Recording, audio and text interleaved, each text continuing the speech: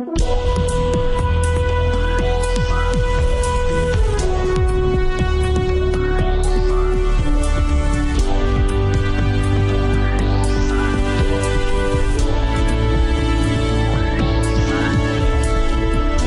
to Real Money Talks, how to make money, manage money, and invest money. Your Real Money Talks host, Laurel Langmeyer, gets straight to the point about what it actually takes to make money and build lasting wealth in today's changing economic climate. If you're ready to get the financial results you've always dreamed of, keep listening. Real Money Talks is the right place for you. And now here's your host, Laurel Langmeyer. Hi, welcome back to Laurel's Real Money Talks, where we're talking about making money, investing money, keeping money, doing it with the team, and just every money topic that you want to talk about. We're here at Laurel's Real Money Talks. A while back, I did an extraordinary podcast, and we're actually going to be making that into a little bit more of a feature as we head into a great tour. I have a partner, Jesse Brewer, in Cincinnati, the northern Kentucky markets, and he really caters to millennials. And the research we're finding is we're on the street, right? Literally on the street in those towns. Now, granted, that's a very geo-targeted area, but it's a good college town. The prices are great. The cash flow is great. Just an extraordinary real estate market, and we're doing a lot there. And recently did a podcast on millennials and the reluctance to buy, and that they would rather spend their money on, a one bedroom, one bath, live smaller, don't accumulate all the shit that the baby boomers and the Gen Xers have accumulated, not live in the burbs, live downtown, walk to Starbucks, walk to wine bars, walk to bourbon bars, walk to cigar bars, and have that lifestyle just very easy, simple, and convenient. Now, there's some new studies that are out that actually are suggesting, and I'm just going to pose this to just as an inquiry for the podcast today, is are millennials actually that far off from buying? So in doing our research for the podcast, found an article that actually suggests that the millennials are, let me get to the exact statistics here, that look who's buying. Millennials represent the largest group of home buyers in the current market. That the age of around 36, right, millennials and under, are buying 34% of the real estate. Gen Xers, 37 to 52, right, are buying about 28%. And then the boomers are, the young boomers are buying about 16%, older boomers 14%, and then a silent generation, which is really interesting. I've never even heard that before. So it's all interesting where this, survey stuff comes from. I just think it's great talking points to think and give consideration to what's going on in the economy, what's going on in the marketplace. And if you are a real estate investor like Jesse and I are, catering to the millennials we're finding don't want to buy. They don't want to go to the burbs.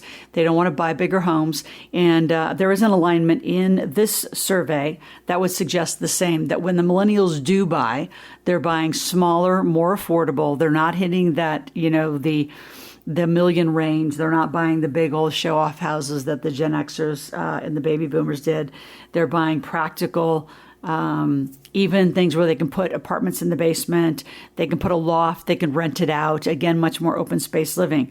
So millennials, if you believe the hype, right, that they're out to really disrupt the American dream, the gig economy loving generation is in no hurry to settle down, get married, or buy a house. Home ownership has actually shown, again, 35% is are buying.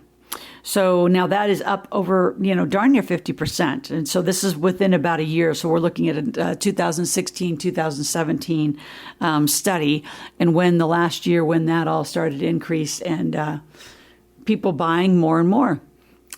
They are having kids later, which is a true statistic on both.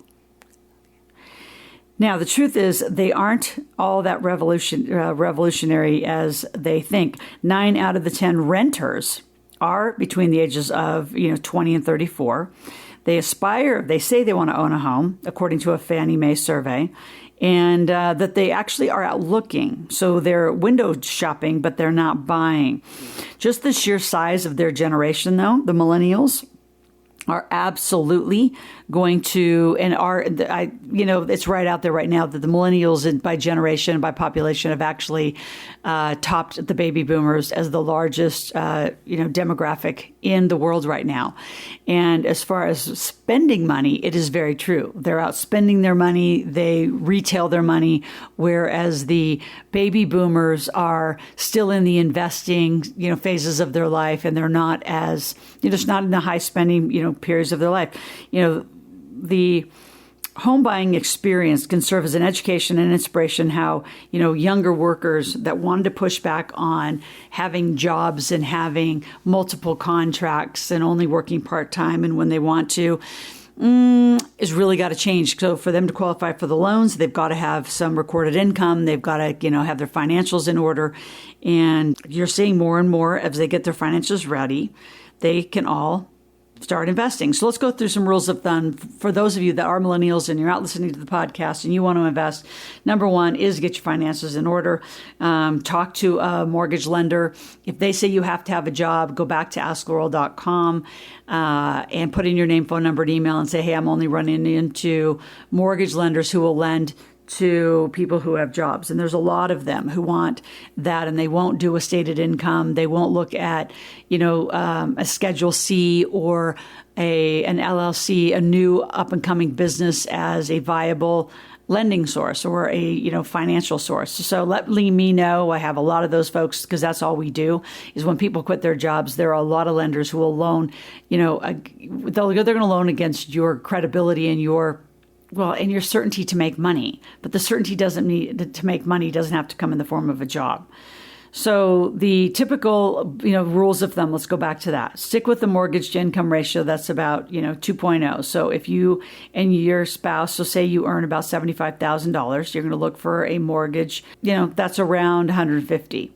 So try to put a minimum of 10% down. If you can't put 20% down, the higher down payment helps you qualify for a mortgage, reduces your monthly payments, and forces you to buy kind of what I say you can afford. But the truth is, I think you can have anything you want in your life.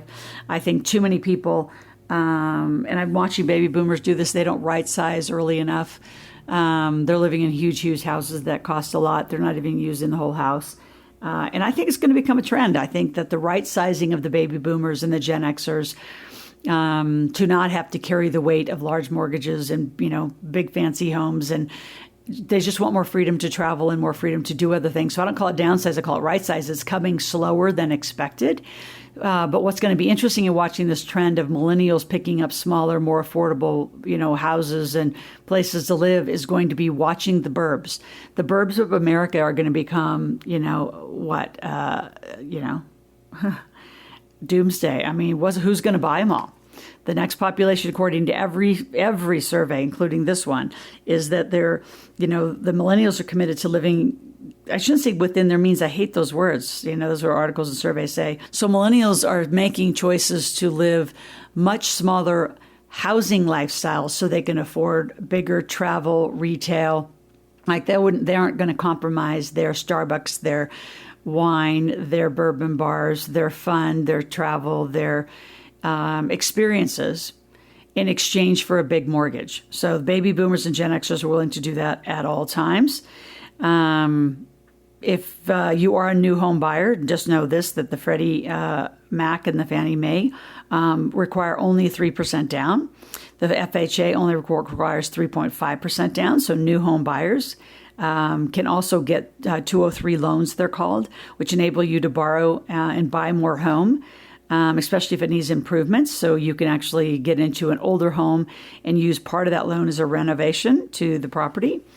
In general, these are some norms and statistics. And at some point, I'm going to bring my accountant back on, and we're going to go through some norms and statistics of how your the money that you make, whether it's in business or your personal life, should be allocated. So housing costs should be, under 30%, around 28-30% of your monthly income before taxes. Housing plus all, any debt that you might have should be around 36-40%.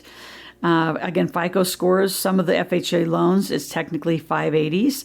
Most advisors and financial mortgage companies and things like that are looking for 660 or higher. And if you want a really, really low interest, just solid, conventional loan, you're going to have upward of 720 to 750 in your interest. So just notice what you're wanting, put your finances together, do some statistical analysis based on the numbers I've given you. And, another trend that is coming through these millennials, if you look at some of the things that they're buying, again, more modest homes, under 2,000 square feet, 1,800 square feet, in the 200 to 300 price range. Even in the Jersey, the East Coast areas, they're buying condos, living in more co-work spaces than those who want to live in the burbs and big houses and big bedrooms and big garages and those kind of things. So what's really going on is about 75% of the millennials, 61% of the Gen Xers, and about 45% of the early baby boomers are, putting less and less money down. They're putting more money away for their experiences and their, what I call their freedom day, retirement. I hate that word. So the trend is significant. It's going to be interesting to see how this plays out in the next few years. One of the trends that I see and I recommend frequently for the baby boomers who have millennials that are growing up is if you want to get an investment property and get a jump start for transferring wealth, you could also put the down payment, have the kids do a lease back and an owner payment, and actually do the owner carryback. So the parents could actually buy for the kids pay them out over time, where then you can start transferring some of that wealth through real estate, whether it's an apartment complex that you want to have them move into, a duplex, fourplex, triplex. We're seeing a lot of that trend as well. But it's a way for you to keep it in the family and start moving generational wealth towards the millennials and towards those kids and help them get into a home. A few other tips in the home buying process. So did you shop for your mortgage lender? Did you shop for your realtor? Federal credit unions sometimes can be helpful. Those are another place to go look. But make sure that you do your shopping, do your due diligence, know what you want. Learn how to make extra money. The thing I would say to most people, instead of just saying this is all we could afford right now, what else can the family do to create more money to have the life you really want? And notice what your shortcuts are. If you are someone who's not really handy, man or woman, do you really want to have a fixer-upper? I find too many people get into that. They have busy jobs, busy lives, start having families, and the repairs never get done, which means the value of the home's never going to appreciate or really go up. So just watch what you're doing out there. Interesting trends. I think this study shows the millennials are going to outpace Gen Xers and baby boomers, where what we're seeing in some of our markets, because we're the ones on the streets buying and flipping it out, is when they're renting a 1-1, they have no inclination typically of ever buying a home in the near future. So there's your update on the millennials, their buying power, and some real estate. And those of you like Jesse and I rent to millennials, you can always be part of their first home buying experience if you stay with them long enough. Take care. You're at Laurel's Real Money Talks. If you want to have a deeper conversation and ask a question, go to AskLaurel.com. Ask LORAL.com. Put in your name, phone number, and email, and we'll be right back with you on Laurel's Real Money Talks. Talk soon.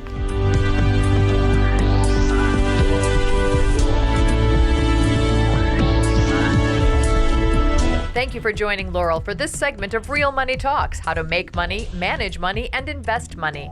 To continue this new conversation and to find free resources to support your wealth creation, visit AskLaurel.com/podcast gifts. That's AskLoral.com/podcast gifts. Thanks for listening and join us again soon. New episodes are released every week.